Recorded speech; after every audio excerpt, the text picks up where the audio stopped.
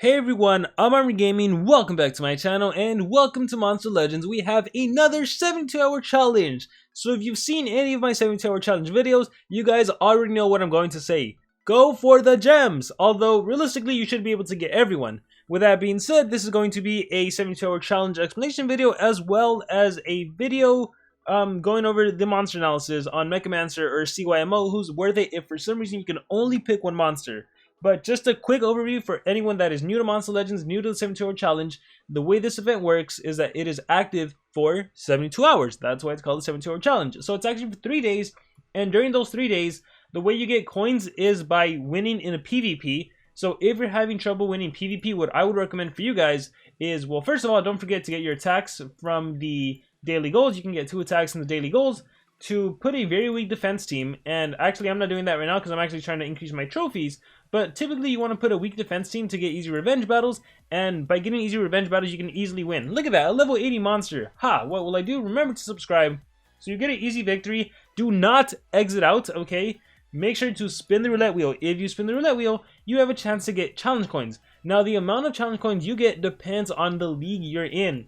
I am in Legendary 3 League, so I get 510. If I was in Legendary 2 League, I would get 520. And if I was at Legendary 4 League, I would get 500 coins. I think Legendary 4 League is the sweet spot. Every single account should aspire to be at least in Legendary 4 League. Champion 1, you get 420. Champion 2 and 3, I don't even know. But it's a big jump from Champion 1 to Legendary 4. And trust me, you can be in Legendary 4 even if you're a brand new account. My account that was like 3 weeks old made it into Legendary 4 League with like level 50 mythics. Or, no, I think it was with a triple Pandakin team. So you can totally do it. So the trick, again, is to put a weak defense team so you can have easy revenge battles. And that's a cool, simple thing about the 72-hour challenge. All you need to do is PvP, and then you essentially get challenge coins, and then you get to flip different cards, and you potentially get the monster, or you get the gems, or the bronze relics. So again, I recommend you go for the gems, especially because we have some events coming up. If I scroll over here to the right, where is it? We have a Tails challenge coming up. Oh, there it is. I missed it. We have the Urkin's Tail events coming up in a matter of 6 days as of the time recording this video. So during the Tail event, you're going to need 150 gems if you want to get the mythic monster, roughly around 150 gems. So it is to your advantage to go for the gems in the 72-hour challenge, and then just use the next few days to get the easy dungeon, the medium dungeon, the hard dungeon, to get additional gems so you can have a good amount saved up for that Tail event. But with that being said, more on the 72-hour challenge, there are 3 monsters available right now: Hyperion, Mechamancer, and C.Y.M.O. Right now, I would recommend Mechamancer 100% because there is going to be an El Colossal Meadow event, so you obviously want to get the Meadow monster, Mechamancer. Also, I would recommend you get Hyperion. Not only is he a Meadow monster, so he might also be used in the event, but also he's actually used to breed Worker Hulk. If for some reason you want a Worker Hulk, if you combine Pandolf and Hyperion, you actually get Worker Hulk. So you'll have one of the materials to get a legendary monster if you want him for whatever reason. So Mechamancer is my #1 choice. Not to mention the cost of the monsters. It is always cheaper to go for the middle monster as opposed to the monster on the right. So here is the cost of the 72-hour challenge. Make sure to take a screenshot of this. As you can see, if you want Mechamancer, at the most, he's going to cost 14,740. If you want Hyperion, he'll cost 8,085.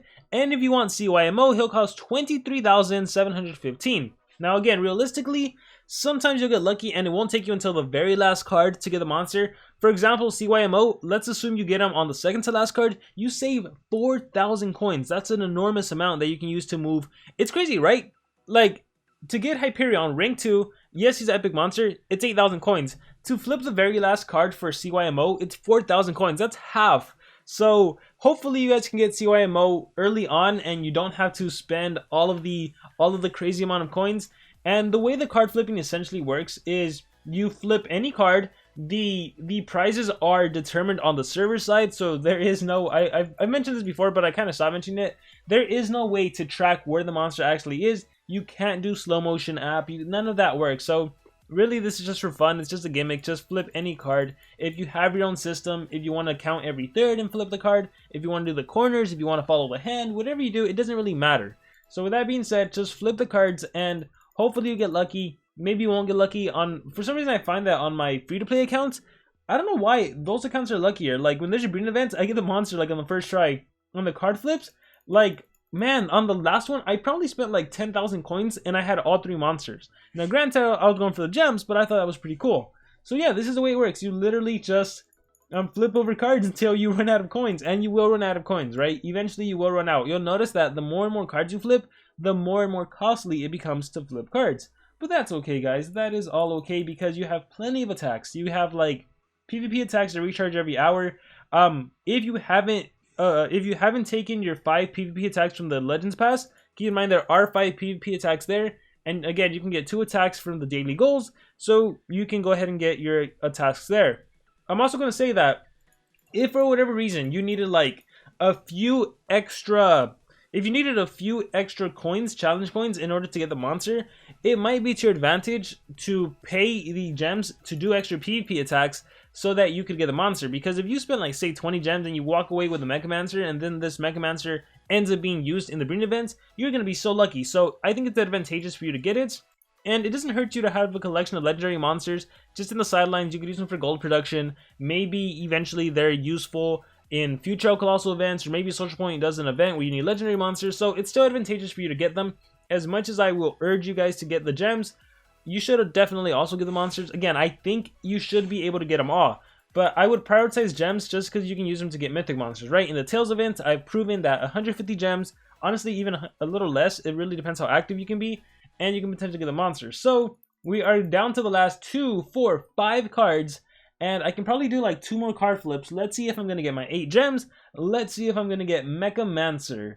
Where are you, buddy? Right here. Bam! Oh, I got my 8 gems. See, I feel like stopping and moving on and using my 5,000 coins on Hyperion, but that's fine. We're going to see if maybe I'm lucky, maybe I'm not lucky. Will I get Mechamancer? Will I not get Mechamancer? Let's do the card on the bottom. And it was just a level 1 rune. Alright, I have 1 last card flip. Let's make it count. I'm going to do the one on the bottom. And hey, look, I got Mechamancer, everyone. So, once again, proving it is not always the last card. And by getting him early on, and by getting all my gems, I save, and I don't need to worry about those 2. And I can move on and just start to get more gems or Hyperion. So again, that's essentially how the event works. It is pretty straightforward. It is one of the easiest events in the game. But with that being said, I can always move this on my own. Let's do a monster analysis on the 2 legendary monsters. Alright, so the first monster we have is Mechamancer, and I gotta say, I love the Monster Legends design. It is one of the better designs in my opinion, and honestly, I feel like as I've been seeing older designs, I'm like, man, these are really nostalgic. I miss these monsters. So yeah, here we have Mechamancer. Power, life, speed, doesn't really matter, right? He's a legendary monster. Look at that life compared to the current mythic monsters having 50k plus life. Like 50k life on a mythic monster is low. So what is this, like abysmal? It's crazy. Speed 3454, immune to magnetize. Oh my gosh, do you guys remember when that was a thing? I don't imagine any mythic monster is ever gonna have immune to magnetized. This is like a dead trait. I really wish it was upgraded. Like even if it was a hardened, I mean, I will never use a monster, but I don't know, it just hurts having immune to magnetize. Although it does make sense with the monster. Relics, he can hold a staff relic and he can hold a mask relic. And moving down, spontaneous creation. Oh, I remember this alt. Deals heavy metal damage, may stun target, may apply metal weakness, gains 1 extra turn. So he's like spontaneous creation, here's a stun, I get an extra turn, and then you get to do something else. This is metal weakness, may apply metal weakness. Oh yeah, so it also applies metal weakness. So if you had magnetized, you wouldn't be hit with metal weakness. Alright, let's see. Deals low damage, may apply metal weakness, low damage to all, 30% shield, deals moderate metal damage, concentration, haste, gives you an accuracy, may apply metal weakness to all targets, 0 damage, 0 cooldown. Oh my gosh, I thought this monster had like a possession, right? Okay, here we go.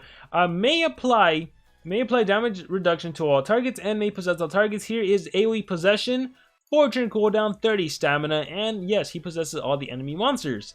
And practice makes perfect, deals moderate metal damage, may apply metal weakness to all targets. And lastly, we have devotion, may give double damage to target and possess target. Why would you want to give double damage to the enemy monster? Well, because you're possessing them, so then you want the enemy to attack them with double force. So yeah, this was basically a metal monster that can utilize possession, and that was realistically it, right? He was there to go first in AoE possess, and after that, all he could really do is make the enemy weak to metal attacks, which wasn't that great.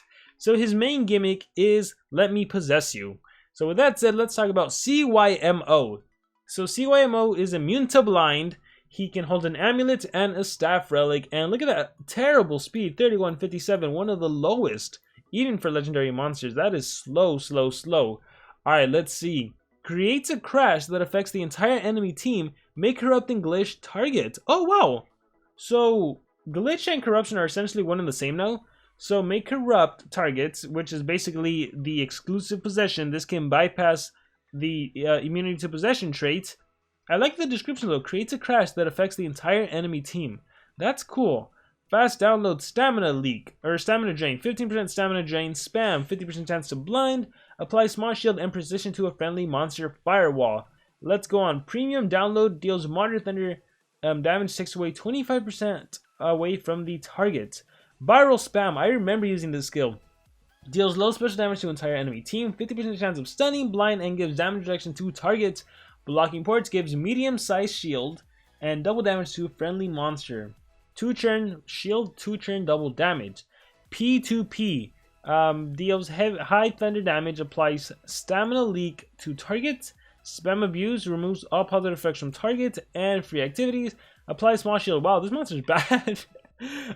So even more reasons to go for Mechamancer. In terms of usability, again, you're not realistically going to be using either of them. You should be able to walk away with mythic monsters, especially right now that we have a maze. But if you got to pick a monster, go with Mechamancer. He's faster, he can do AoE possession. C.Y.M.O can't really do much, so Mechamancer is the way to go. And not to mention Hyperion if you want to get one of the fusion materials for Worker Hulk, and not to mention both Mechamancer and Hyperion will likely be used in the El Colossal Metal event. So with that being said, I think that's a pretty thorough video on the 72-hour challenge. If you guys have any questions, please let me know in the comments below. With that being said, best of luck to all of you in the 72-hour challenge, in the Urkin's Tale event, in the maze, and every and all things going on in Monster Legends. Thank you very much, and remember to subscribe.